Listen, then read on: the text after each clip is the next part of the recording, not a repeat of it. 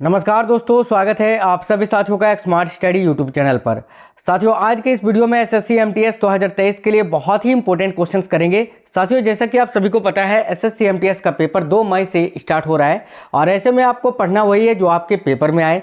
Regularly आपको daily जो है बहुत ही इंपॉर्टेंट क्वेश्चंस करवा रहे हैं, एक्सपेक्टेड क्वेश्चन एसएससी एमटीएस के लिए। तो शुरू करते हैं पहले क्वेश्चन के साथ। तो ये रहा आज का पहला क्वेश्चन और आज का पहला क्वेश्चन है, जानकी रामन समिति का गठन किस उद्देश्य से किया गया था। तो देखिएगा साथियों, राइट आंसर क्या हो जाएगा, आपको याद रखना है जानकी रामन समिति जो गठित की गई थी, इसका उद्देश्य ये था कि बैंकों की प्रतिभूतियों के सौदों की जांच करना। तो राइट आंसर हो जाएगा ऑप्शन नंबर डी, बैंकों की प्रतिभूतियों के सौदों की जांच हेतु। अगला क्वेश्चन है, देखिए मराठा साम्राज्य का अंतिम पेशवा कौन था। ये भी क्वेश्चन वेरी इंपॉर्टेंट है और देखिएगा आपको याद रखना है, मराठा साम्राज्य का अंतिम पेशवा माधवराव नारायण, यानी राइट आंसर हो जाएगा option number C. Next question है, निम्नलिखित में से कौन सा खनिज केरल में बहुतायत से मिलता है, यानी इनमें से कौन सा वो खनिज है जो सबसे अधिक मात्रा में केरल राज्य में पाया जाता है। तो देखिए राइट आंसर हो जाएगा मोनाजाइट बालू। ठीक है, मोनाजाइट से साथियों थोरियम को निकाला जाता है, ये आपको याद रखना है।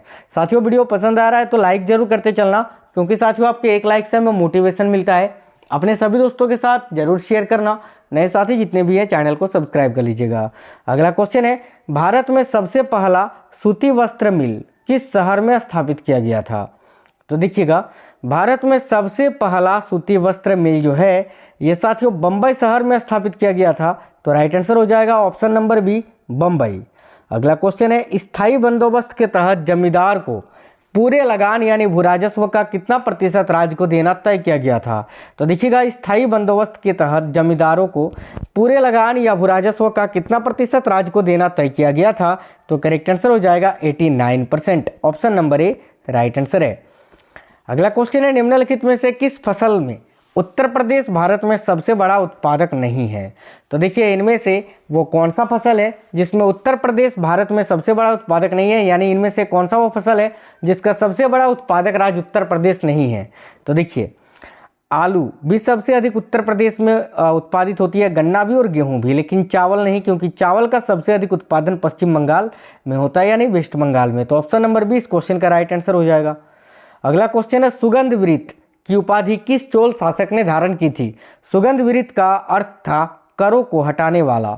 तो साथियों, करों को हटाने वाला या सुगंध वृत्त की उपाधि कौन से चोल शासक ने धारण की थी। तो राइट आंसर हो जाएगा ऑप्शन नंबर सी, राजेंद्र तृतीय ने, जिनका अन्य नाम कुलोतोग चोल प्रथम भी था। नेक्स्ट क्वेश्चन है, सती प्रथा का अंत करने तथा ठगी को समाप्त करने का श्रेय किसको जाता है। तो देखिएगा, सती प्रथा का अंत करने तथा ठगी को समाप्त करने का श्रेय लॉर्ड विलियम बेंटिंग को जाता है। Option number B right answer है। अगला क्वेश्चन है, मीमांसा या पूर्व मीमांसा दर्शन के प्रतिपादक कौन है। तो राइट आंसर क्या हो जाएगा, देखिएगा, मीमांसा या पूर्व मीमांसा दर्शन के प्रतिपादक कौन है। तो option number A correct answer हो जाएगा, जैमिनी। नेक्स्ट क्वेश्चन है, किस बादशाह के आदेश पर मुगल सेना ने 1686 ईस्वी में हुगली पर आक्रमण कर अंग्रेजों को निकाल बाहर किया था।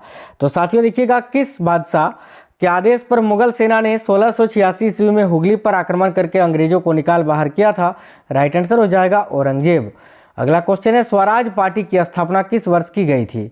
तो देखिएगा, स्वराज पार्टी की स्थापना 1923 में की गई थी सुभाष चंद्र बोस और याद रखिएगा चित्तरंजन दास के द्वारा।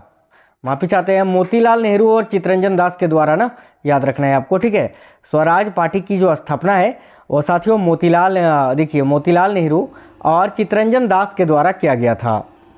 अगला क्वेश्चन है, पड़ोसी देश अफगानिस्तान में अपनी शाखा खोलने वाला भारत का प्रथम राष्ट्रीयकृत बैंक कौन सा है। तो देखिए, पड़ोसी देश अफगानिस्तान में अपनी शाखा खोलने वाला भारत का प्रथम राष्ट्रीयकृत बैंक कौन सा है, आपको याद रखना है साथियों, Punjab national bank. Next question है, मीनाक्षी मंदिर कहाँ स्थित है। तो देखिए, मीनाक्षी मंदिर जो है ये मदुरई में स्थित है, मदुरई तमिलनाडु में। Option number B correct answer हो जाएगा। नेक्स्ट क्वेश्चन है, भारत सरकार के बजट के कुल घाटे में किस घाटे का सबसे अधिक योगदान है। तो आपको याद रखना है, भारत सरकार के बजट के कुल घाटे में जो राजकोषीय घाटा होता है इसका सबसे अधिक योगदान होता है। तो option number C right answer है। नेक्स्ट क्वेश्चन है, सातवाहन शासकों की राजकीय भाषा क्या थी? तो देखिए सातवाहन शासक जो हुआ करते थे और उनकी जो राजकीय भाषा थी वो थी Prakrit. Option number B right answer हो जाएगा। अगला क्वेश्चन है, कनिष्क की राजधानी कहाँ थी? तो साथियों कुषाण शासक कनिष्क, इसकी राजधानी कहाँ हुआ करती थी? तो करेक्ट आंसर हो जाएगा option number A Purushpur. Next question है, बिंदुसार की मृत्यु के समय अशोक एक प्रांत का गवर्नर था, इस प्रांत की पहचान करें। तो देखिए जिस टाइम बिंदुसार की मृत्यु हुई थी, बिंदुसार के पुत्र यानी अशोक एक प्रांत का गवर्नर था और वह प्रांत कौन सा था? तो आपको याद रखना है Ujjain. Option number A correct answer हो जाएगा। अगला क्वेश्चन है, भारत का पहला ग्लोबल टेलीकॉम सिटी कौन सा है? तो देखिएगा साथियों भारत का पहला ग्लोबल टेलीकॉम सिटी है बेंगलुरु। तो option number C Bengaluru correct answer हो जाएगा। नेक्स्ट क्वेश्चन है, भारत में गरीबी हटाओ का नारा किस पंचवर्षीय योजना के अंतर्गत दिया गया था? तो देखिए करेक्ट आंसर हो जाएगा 5वीं पंचवर्षीय योजना के तहत। नेक्स्ट क्वेश्चन है, मद्रास यूनियन की स्थापना किसने की थी 1918 में? तो मद्रास यूनियन की स्थापना बीपी वाडिया ने की थी 1918 ईस्वी में। नेक्स्ट क्वेश्चन है, भिलाई इस्पात संयंत्र किसकी मदद से स्थापित किया गया है? तो देखिएगा भिलाई इस्पात संयंत्र ये किसकी मदद से स्थापित किया गया है? तो साथियों रूस की सहायता से। Option number C right answer हो जाएगा। अगला क्वेश्चन है, आर्थिक विकास के दृष्टिकोण से भारत की गणना होती है किस रूप में? तो साथियों देखिए आर्थिक विकास के दृष्टिकोण से भारत की गणना होती है विकासशील राष्ट्र के रूप में। तो option number C correct answer हो जाएगा। हमीदा बानो बेगम कौन थी? तो ये भी क्वेश्चन बहुत ही इंपॉर्टेंट है और आपको याद रखना है हमीदा बानो बेगम ये अकबर की माता का नाम था, मुगल शासक अकबर की माता का नाम। 42वें संविधान द्वारा देखिए 42वें संविधान संशोधन के द्वारा संविधान के किस अनुच्छेद में मौलिक कर्तव्यों को जोड़ा गया है?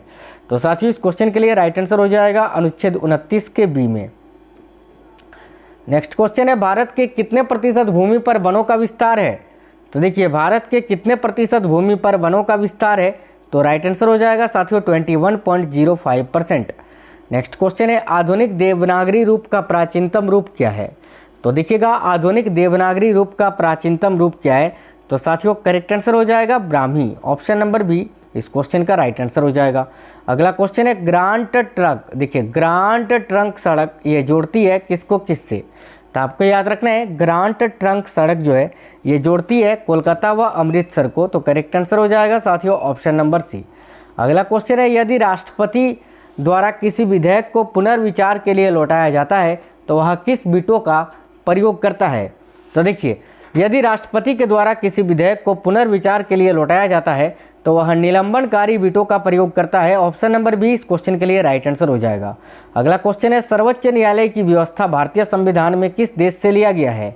तो साथियों याद रखना है आपको सर्वोच्च न्यायालय की जो व्यवस्था है वो भारतीय संविधान में यूएसए यानी यूनाइटेड स्टेट्स ऑफ अमेरिका यानी संयुक्त राज्य अमेरिका के संविधान से लिया गया है।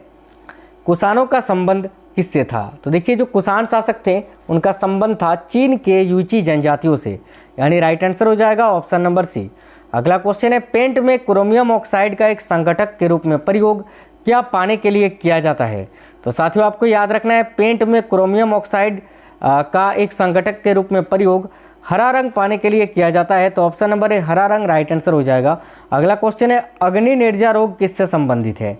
तो यहाँ आपको याद रखना है अग्नि निर्जा रोग जो है ये किससे संबंधित है? तो सेब से, एप्पल से। ऑप्शन नंबर ए एप्पल करेक्ट आंसर हो जाएगा। अगला क्वेश्चन है, वायु में आपेक्षिक आर्द्रता मापने हेतु प्रयुक्त उपकरण कौन सा है? तो साथियों देखिएगा वायु में आपेक्षिक आर्द्रता को मापने के लिए जो यंत्र का प्रयोग किया जाता है वो है हाइग्रोग्राफ, यानी ऑप्शन नंबर ए राइट आंसर हो जाएगा। अगला क्वेश्चन है, निम्नलिखित में से कौन सा गुजरात का बंदरगाह कस्बा नहीं है? तो देखिएगा गुजरात का बंदरगाह कस्बा इनमें से कौन सा नहीं है? तो Jamnagar. Option number A correct answer हो जाएगा। अगला क्वेश्चन है, गौतम बुद्ध का गुरु कौन था? तो आपको याद रखना है साथियों गौतम बुद्ध का गुरु कौन था? तो आर कलाम, यानी option number B correct answer हो जाएगा। नेक्स्ट क्वेश्चन है, संघात्मक शासन व्यवस्था को सर्वप्रथम किस देश ने अपनाया था? तो याद रखना है आपको संघात्मक शासन व्यवस्था को सर्वप्रथम कनाडा ने अपनाया था। तो कनाडा इस क्वेश्चन के लिए करेक्ट आंसर हो जाएगा। अगला क्वेश्चन है, बुद्ध जैन एवं ब्रह्मांड धर्म में कौन सी धारणा एक जैसी है? तो आपको याद रखना है साथियों बुद्ध जैन एवं ब्रह्मांड धर्मों में कौन सी धारणा एक जैसी है? तो कर्मवाद का सिद्धांत। ऑप्शन नंबर ए राइट आंसर है। अगला क्वेश्चन है, गुप्त शासकों द्वारा जारी किए गए चांदी के सिक्के क्या कहलाते थे? तो देखिए गुप्त शासकों के द्वारा जो चांदी के सिक्के जारी किए गए थे उनको रूपक कहा जाता था। रूपक करेक्ट आंसर हो जाएगा। और स्वर्ण आभूषण को दिनार कहा जाता था, ये भी याद रखना है। अगला क्वेश्चन है, भारत का आर्थिक सर्वेक्षण प्रत्येक वर्ष सरकारी तौर पर प्रकाशित किया जाता है, किसके द्वारा? तो देखिए, भारत का आर्थिक सर्वेक्षण जो है ये प्रत्येक वर्ष सरकारी तौर पर प्रकाशित किया जाता है, किसके द्वारा? तो वित्त मंत्रालय के द्वारा, यानी राइट आंसर हो जाएगा ऑप्शन नंबर ए। नेक्स्ट क्वेश्चन है, चाय के उत्पादन में भारत का विश्व में कौन सा स्थान है? तो साथियों याद रखना है, चाय के उत्पादन में भारत का विश्व में कौन सा स्थान है? तो पहला स्थान है। ऑप्शन नंबर ए पहला करेक्ट आंसर हो जाएगा। अगला क्वेश्चन है, उस यंत्र का नाम बताइए जो कंप्यूटर को टेलीफोन लाइन से जोड़ता है। तो देखिएगा, उस यंत्र का नाम क्या है? तो साथियों मोडेम। मोडेम आपको याद रखना है, जो कंप्यूटर को टेलीफोन लाइन से जोड़ता है। अब वीडियो को सभी साथी लाइक जरूर कर दीजिएगा, क्योंकि साथियों आपके एक लाइक से हमें मोटिवेशन मिलता है। अपने सभी दोस्तों के साथ वीडियो को शेयर कर दीजिएगा और नए साथी जितने भी हैं चैनल को सब्सक्राइब कर लीजिएगा। चलिए तो मिलते हैं अगली वीडियो में, तब तक स्वस्थ रहें। जय हिंद साथियों, वंदे मातरम।